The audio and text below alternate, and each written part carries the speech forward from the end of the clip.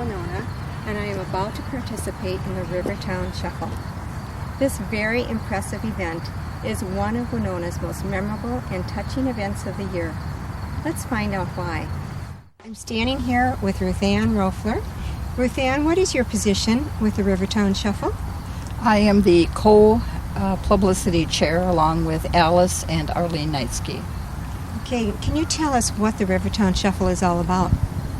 Well, this is the 9th annual Rivertown Shuffle, and it is a fundraiser for continued cancer research. And the money that we raise helps, we hope, to find cures for cancer. It's an opportunity for people to sponsor a luminary, either in honor of someone, a loved one of their choice, who is now struggling with cancer or who is in remission or cured of the disease.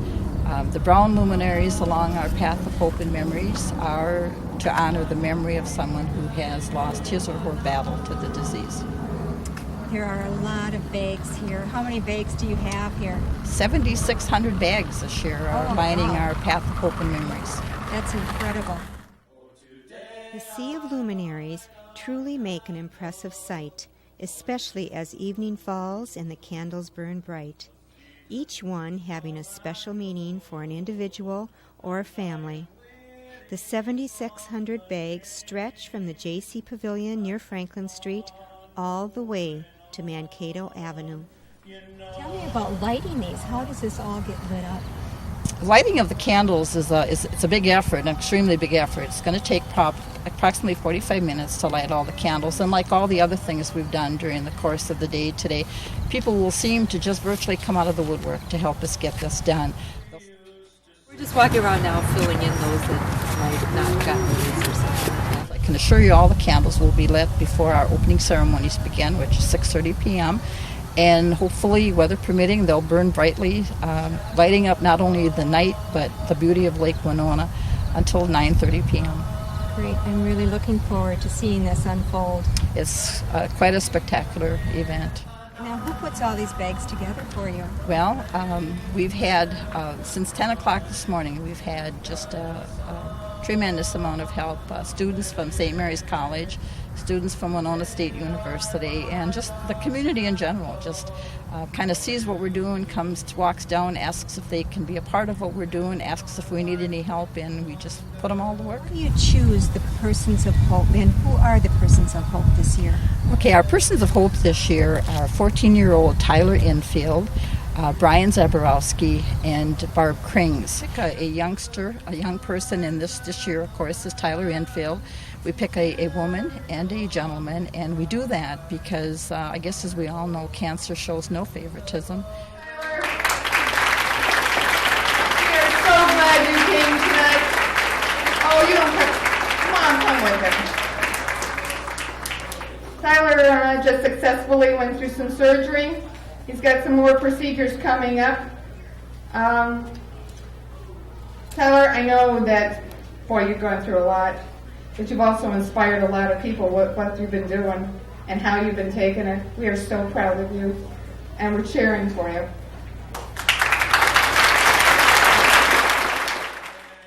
I'm standing with Brian Zaborowski, who is one of the Persons of Hope. Brian, what does that mean to be a person of hope?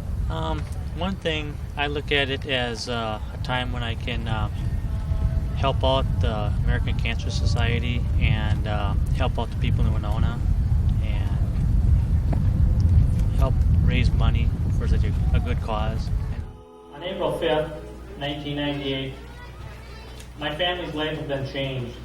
My wife Carolyn, my two boys Brian Jr., also known as Beezer, and Mitchell, my 13-year-old.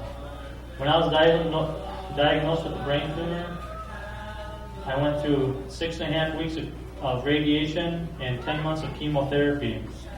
And I say that because cancer does not just affect one person. My wife and my boys have been by my side praying with me, crying with me, and picking me up when I fall, and are helping me do whatever it's possible to be a survivor, and it's working. I know many of the people watch that show on TV called The Survivor, but let me tell you, that's just a show. If you want to see real survivors, look around here. Look at all the white bags out there. They're the real survivors. God bless us and thank you. I hope a lot of people, I hope this keeps on building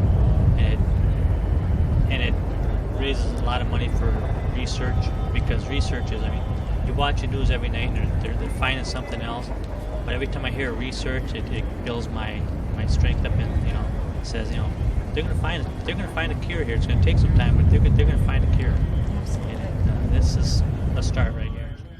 And when I look around and see the white bags, I know that the money is not spent, it's not wasted. There's a lot of white bags out here, which says to me that the research is certainly, the money for research is certainly being well spent. Can you tell me how much you hope to raise with this year's Rivertown Shuffle? Well, I can tell you that each and every year we've raised more money. Last year we raised in the neighborhood of $45,000, and we had 6,300 luminaries on our path of hope and memories. This year we have 7,600 luminaries, so that says to me that the dollars raised are going to exceed $50,000. And where will this money go? It goes to education, community services, transportation to and from the hospital for clinic appointments for people that need the money. My son, for example, we had people come into our homes to help make our home handicap accessible for our son in the bathroom and as needed. They provided wheelchairs, hospital beds, things like that for our son. And just in educating people, I have a very personal reason for my involvement with the Rivertown Shuffle. In 1994, my son Jason, who at that time was 18 years old, was selected as the Person of Hope, and he died exactly 2 weeks to the day after the event of 1994. And I think my involvement with the Rivertown Shuffle, in addition to using this as an opportunity to pay the community back for all they did for us as a family and certainly for Jason, this is a way for me to pay the community back. But I think more importantly than that, it helps me to stay focused on the positive. Although my son did not survive cancer, I know that cancer does not necessarily mean a death sentence. Research is finding cures each and every day. And See this whole room just filled with people, and we all have a common bond. We definitely are all here for the same reason. We're here in memory, but we're also here to cheer on and to celebrate victories as well. So everyone in this room perhaps has their own meaning for being here. Realize that we do have that common bond and share tonight and this evening. See the support, see the hope, and see how we're going to break the barrier. We're going to find the cure for cancer. We're going to enrich people's lives better. We're going to find better ways to support people. Now, this is a very big event for you. What else do you have going on tonight? well, we have in the JC Pavilion, we're going to have entertainment. The group of 4 young gentlemen from Winona Senior High School who call themselves Amen. And I will light a candle for you to shatter all the darkness and bless the times we knew, like a beacon in the night. The flame will burn bright and guide us on our way. Oh, today I light a candle for you. The seasons come and go, and I am weary from the change. I keep on moving on. You know it's not the same. And when I'm walking all alone, do you hear me call your name? Do you hear me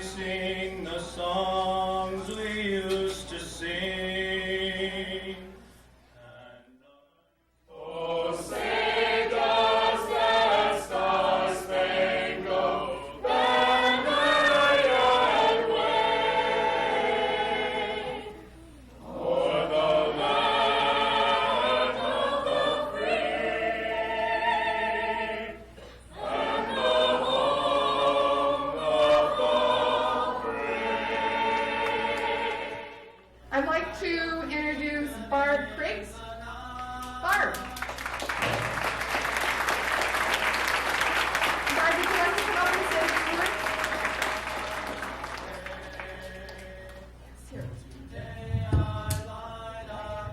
I'd just like to thank everyone for coming and for all the support. Thank you, Barb. I want to thank you for being our persons of hope. And you know our support and our love and our hearts there. And you're going to get better. We hope then that once they sponsor a luminary, of course, that they'll come down and walk our path of hope and memories. And we hope that when they do that, they'll find those luminaries that are special to them, the ones that reflect the names of their loved ones on them. I was looking for my dad. He died of cancer last August, and David's dad died of cancer 7 or 8 years ago. My Aunt Millie and my friend Charlie also died of cancer about 4 years ago. Lots of friends. Not a lot of friends, but a few friends. So it's been kind of just fun looking for the bags. Have you found the person you're looking for? Yes. Who have you been looking for? Tyler and Peter. Can I ask you who you're looking for tonight? My grandpa, Bill Brummer. Did you find it? His bag? Yeah, there's one right there. Is it a brown bag or a white bag? White. So he's a person of hope? Yep. Great. I'm looking for a survivor's bag, which is my mother, Virginia Sheminsky, and she is a cancer survivor for at least 15 years.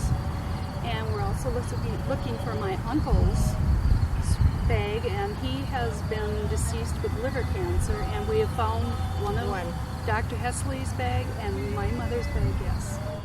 Part of the excitement of the event is to just walk the path and just observe all the names written on each of those bags. What's the feeling like when you find the bag? Actually, it's like we were walking through the whole area and we found my mother's right away, and it was like, I can't believe it. Out of all these, one bag, you found it. It was like, all right. So it's like, well, we got to get a picture. And then as we were going through, we were talking, saying, well, maybe we won't find Uncle Warren's. And all of a sudden, we look down and there it is. It's like, he's right here, Aunt Shirley. So we got a picture of that one too. So then we can share those with the rest of the family that aren't here. Bob and Julie. That's Bob and Julie there. Oh, it is? Okay. It's just a beautiful ceremony that we have down here. Your whole heart, there's such a solemn peacefulness down here. Jason seems to be the driving force behind me each and every year to get me not only involved, but more involved each and every year. And I guess I dedicate all the hard work that I do to my son's memory. You know who you're looking for? Oh, yeah. All but one. I'd just like to thank everyone in the community who has helped to make this possible, and the list of those individuals is absolutely endless. Winona is indeed a community of caring, concerned people. Thank you for joining me on the Spirit of Winona. Tonight, the Spirit of Winona is truly with us at the Rivertown Shuffle. Until next time, enjoy the Spirit of Winona.